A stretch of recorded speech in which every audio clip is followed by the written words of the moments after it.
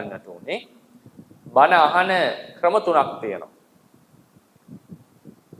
එකක් තමයි උක්කුජ්ජ නිකුජ්ජ පඤ්ඤ. නිකුජ්ජ පඤ්ඤ කියලා කියන්නේ සමහර වෙලාවලට අපි වාජනයේ අරගෙන කන පිට ගහලා ඒකට වතුරක් කරනවා. මොකද වෙන්නේ? සම්පූර්ණ වතුර ටික අපතේ යනවා. එළියට යනවා. එන බණ අහනකොට සාවධානව බණ අහන්නේ නැහැ. ධර්මය අහන්නේ නැහැ. සාවධානව අහන්න නැතුව වෙන වෙන දේවල් බලනවා. වෙන වෙන දේට අවධානය දෙනවා. අද කාලේ සමහරවිට ෆෝන් එක පාවිච්චි කරනවා. අත්‍යවශ්‍ය දෙයකට නම් කරන්න දෙයක් නෑ.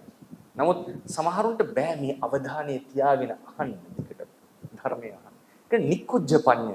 කොච්චර වතුරවත් කරලා බින්දුවක්වත් ඒක ඇතුළට යන්නේ නෑනේ. අවධානයෙන් තොරව ධර්මය අහනවා නම් ඒ කෙනාට බණ කියන එක අපරාධයක්. තේරුමක් නෑ. මොකද හේතුව ඒක භික්ෂුන් වහන්සේලා කැමති වෙන්නේ රුචි වෙන්නේ නැහැ බණ කියන්නේ. බණ අහන්න සුදුසු පිරිස නැත්තම් බලෙන් බණ කියන එක තේරුමක් නැහැ. කාලේ කාදමීමක් මොකටද? වැඩක් නැහැ. මොකද සංසාරයක් කියනකොට අපි හැමෝම තනියනේ. ඒතර කාට හරි ධර්මය අසන්නට ඕනකම නැත්තම් අසන්නට ඕනකම තිබුණත් හරියට අහන්න බැරි නම් හිත විසිරීලා නම් ඒ කෙනාට බණ කියන එක. එහෙනම් බණ අහනකොට මතක තියාගන්න. උක්කුජ්ජ පඤ්ඤ වෙන්නට එපා. උක්කුජ්ජ පඤ්ඤ කියලා කියන්නේ භාජනයේ අනිත් පැත්ත හරවලා තියන්නට එපා. ඒකෙන් බණ අහන එක අපරාධයි. ඒක දේශකයාගේ කාලයත් අපරාධයි, තමන්ගේ කාලයත් අපරාධයි. ඊළඟ උච්ඡංග පඤ්ඤ. උච්ඡංග පඤ්ඤ කියලා කියන්නේ ඔඩොක්කුවේ තියෙන ප්‍රඥාව. ඔඩොක්කුවේ තියෙන ප්‍රඥාව.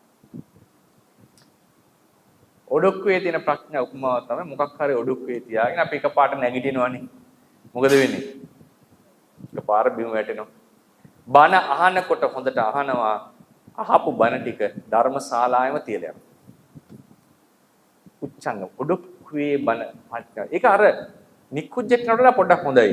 නිකුජ්ජෙක් කෙනා අවධානයේ නැහැ. එයා ඩිස්ට්‍රැක්ටඩ්. අවධානයේ නැහැ. එයාට බණ අහන්නට හරි එයා අවධානය දෙන්නට අමාරුයි. අද කාලේ අපි දකින බොහෝ දිනක් තමයි සමහර ධර්ම දේශනාවලදී ඒ වෙන දේවල්ට හිතන ගොඩාක්ම එන්නේ දුරකථනය නිසා. ඒකට ගොඩාක් අවධානය දෙනවා. මොකද සමහරවිට ඉන්න බෑ එකකින් තොරව. ඒකට නිතර නිතර අවධානය. ඒතර බණ අවධානය කැඩෙනවා. ඒක පන්ති වලත් වෙන දෙයක්. වෙන දෙයක්. ඒ ධර්ම දේශනාවේදී කරනවා නම් ඒක ඒක විශේෂයෙන්ම මතක තියාගන්න මේ දේ කරනවා නම් ඔබ දේශකයාට කරන අගෞරවයක්. සාමාන්‍ය. ඒක මම පෞද්ගලිකව සලකන්නේ එහෙම. දේශකයාට කරන අගෞරවයක්. එහෙම නැත්නම් ධර්මේ නාහින්නට ඕන. තමන්ට එක් කරන්නට බැරි නම් බලෙන් එන්න කියන්නේ නැහැ තමන් නාහින්නට ඕන. ඒ නිසා ඒ ධර්මය අහනකොට තාම සාවධානව මේ බණ අහන්නට හුරු වෙන්නට ඕන. හැබැයි මේ ධර්මයේ සාවධානව අහලත් සමහර වෙලාවලට ඒ බණ හිතේ දරා ගන්න බෑ අපිට. ඒක දරා ගන්න එක බරක් ඇත්තටම. සුතා දතා වචසා මනසානුපෙක්කිතා ඒක මතක තියා ගන්නට ඕනේ අහල් බණ. හිතට කාවද්ද ගන්නට ඕනේ බණ. ඒ තමයි උච්ඡංග පඤ්ඤ. එහෙම දැක්ක කත්තේ නැත්තම් එතනම දාලා යනවා. ඒ ඥානෙ, ඒ දැනුම එතනම දාලා යනවා. ඒක අරයට වඩා පොඩ්ඩක් හොඳයි. මොකද මොහොතකට හරි චිත්තෝත්පාදයක් උපදිනවනේ. මොහොතකට හරි චිත්තෝත්පාදයක් උපදිනවනේ. ඒ වෙලාවේ මොකක් හරි දෙයක් තේරෙනවනේ ඒ වෙලාවට. අගය කරනවා නෙවෙයි අරකට වඩා හොඳයි. අර කියන්නේ සම්පූර්ණ අගෞරවයක්.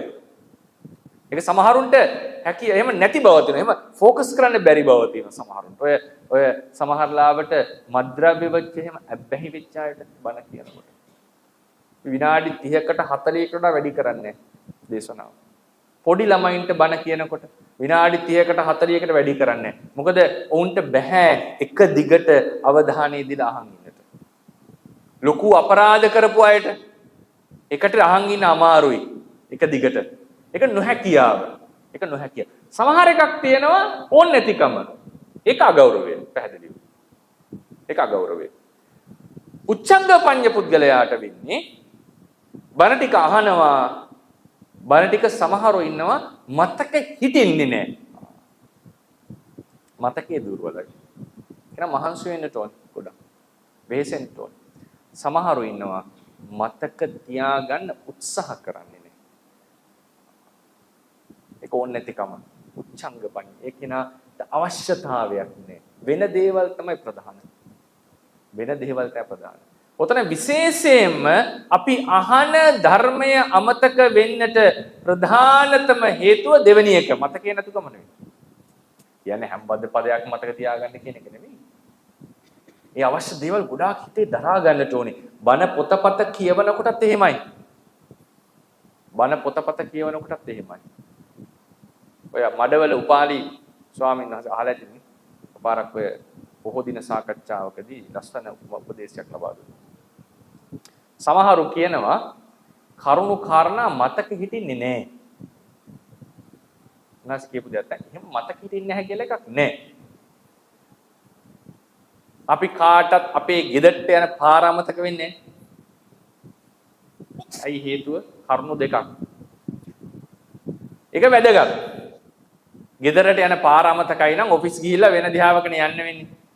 ඒක ගෙදරට යන පාර පළවෙනි දවසේ ඉඳලම ලෑන්ඩ් මාක්ස් එක මතකද? අලුත් ගෙදරකට මූව් වුණා කියලා හිතන්න අනිවාර්යෙන් අහවල් තැන කියලා මතක තියාගන්න බෑ. ලොකු අවධානයකින් ඉන්න ඕනේ. දෙවෙනි එක මොකද්ද? හැමදාම ගෙදර යන නිසා ගෙදරට යන පාර අනිවාර්යෙන් හිතට කාවදිනවා. යමක් මතක තියාගන්නට ඕනේ නම් කරුණු දෙකක් තියෙනවා. කරුණු දෙකක්. ඒක වැදගත් වෙන්න ඕනේ. නොවැදගත් දේවල් මතක තියාගන්නේ අපි. නේද? නොවැදගත් දේවල් මතක තියාගන්නේ. දැන් හැම මිනිස්සයාගේම නම මතක තියාගන්නේ නැහැ හම්බෙන මිනිස්සයා. මොකද අපිට වැදගත් නැහැ. වැදගත් කෙනාගේ නම මතක තියාගන්නවා අපි. අනිත් එක නිතර යෙදෙන්නට ඕනේ ධර්මයේ. නිතර කියවන්නට ඕනේ. නිතර බණ අහන්නට ඕනේ. ඒක රිපීට් කරා. හැමදේ සමහරට එකම දේ කියවන්නට ඕනේ. එතකොට මතක හිටිනවා. ඒ නිසා ඒකට වැදගත්කමක් දීම වැදගත්. ධර්මයේ වැදගත් වෙන්නට ඕනේ මේ ජීවිතේ. නැවත ධර්මයේ යෙදෙන්නට ඕනේ. මේ කරුණු දෙක තියෙනවා නම් එතනදී මතක තබාගත නොහැකි කියලා දෙයක් නැහැ. මතක තියාගන්න. ඒක ධර්ම ඉගෙන ගන්න ළමයින්ටත් එහෙමයි. ඔය මම අහලා තියෙන කතාවක්. නාවිනී අරිදම්ම ස්වාමීන් වහන්සේගෙන් එකපාරක් ස්වාමීන් වහන්සේ කෙනෙක් අහනවා ප්‍රශ්නයක්. කොහොමද මෙච්චර දේවල් හිතේ රැඳුනේ? මෙච්චර දේවල් මතක කොහොමද ධර්මයේ ගැන? ඒ වෙලාවේ කියපු උත්තරයක් තමයි එක වෙලාවක කියන උන්වහන්සේ ආනාපාන සතිය වඩන නිසා මතකයි කියලා. තව වෙලාවක කියලා දෙනවා මම ආයුෂ්මතුන් මේ ධර්මයේ ඉගෙන ගත්තේ බොහෝම ශ්‍රද්ධාවකින්. මම බොහෝම ගරුත්වයකින් මේ ධර්මයේ ඉගෙන ගත්තා. ඒ හැම බණ පදයක්ම මට වැදගත්. බුද්ධ වචනේ මට වැදගත්. ඒ නිසා මට මේ කරුණු කියවනකොට හිතේ මතකද තමන්ට වැදගත් කරුණක් නම් ඒක මතක අඩුම තරමේ අදහස හරි මතක තියෙනවා. උන්වහන්සේලාට මේ වචන එක පව මතකයි. විශේෂත්වයක් තියෙන නිසා. අඩුම තරමේ අදහස ඒ සංකල්පයේ හිතතර රැඳෙනවා. ඒක ජීවිතේට වැදගත් නිසා.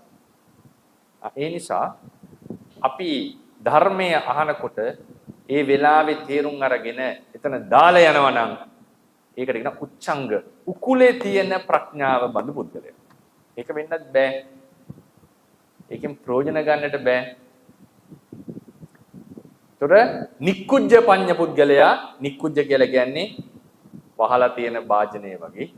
උච්චංග පඤ්ඤ ඔඩොක්කුවේ තියෙන ප්‍රඥාව වගේ. බණ අහන්නට කියලා කියන්නේ උක්කුජ්ජ පඤ්ඤ. උක්කුජ්ජ කියලා කියන්නේ නික්කුජ්ජිතං වා උක්කුජ්ජය කියලා කියන්නේ. වහ අනිත් පැත්ත ගහලා තිබ්බ එකක් උඩ පැත්ත හැරවල. වාජනේ උඩ පැත්ත හරවලා වතුර දැම්මොත් මොකද වෙන්නේ? සියලු වතුර ටික ඒකේ රැඳෙනවානේ. ඒ වගේ මේ කියවෙන ධර්මය හොඳට හිතෙහි දරා ගන්නට ඕනේ. එහෙම බණ ඇසීමක් මේ කියන්නේ. නැත්තම් ධර්මය අහන්න ඇවිල්ලා බණ තියෙන නිසා බණ අහනවා. දැන් සමහර ලාවට නිකන් ඉන්නකොට බණ අහනවා. උයන පිහන කමක් නැහැ. එහෙම හරි අහන්න එක හොඳයි. මොකක් හරි බණ පදයක් ඇහෙන කෙනෙක් ගැටලුවක් නෙවෙයි. නමුත් එහෙම බණ අහලා දියුණුව ගන්නට බෑ. ඒ බණ අවධානයෙන් අහන්නට ඕනේ. ඕනකමෙන් අහන්නට ඕනේ. හිතට දරා ගන්නට ඕනේ. ඒකට උක්කුජ්ජ පඤ්ඤ පුද්ගලයා. අර කල්යාණ මිත්‍රයා ලැබිලා ඒ කල්යාණ මිත්‍රයාගෙන් බණ අහන්නට ඕනේ හිමයි. පොතක් කියවනවා නම් ධර්ම පොතක් කියවනකොට ඒක විශේෂයෙන් ලකුණු කරගන්නට ඕනේ දේවල්. මාක් කරගන්නට ඕනේ. ප්‍රශ්න ලියා ගන්නට ඕනේ. ප්‍රශ්න අහලා විසඳ ගන්නට ඕනේ. ඒ වගේ කරනකොට තමයි මේ පොතේ තියෙන එක හිතට කාවදින්නේ. එහෙම නැත්නම් නිකන් නවකතා පොතක් කියවනවා වගේ කියවලා හරියන්නේ නැහැ බණ පොතම. සමහරලාට එහෙම කියවන්න හිතන අවස්ථා තියෙනවා. ඒක ප්‍රශ්නයක් නෙමෙයි. හිතට ගන්නට ඕනේ නම් ඒවා වල සලකුණු දාගෙන highlight කරගෙන වෙන පොත්වල ලියාගෙන පැත්තකින් ඕනනම් කරුණක් ලියාගෙන ඒ වගේ මේක නැවත නැවත බල අපි ඉස්කෝලේ ඉගෙන ගන්නකොට නේ පාඩම් කරනකොට එහෙමනේ.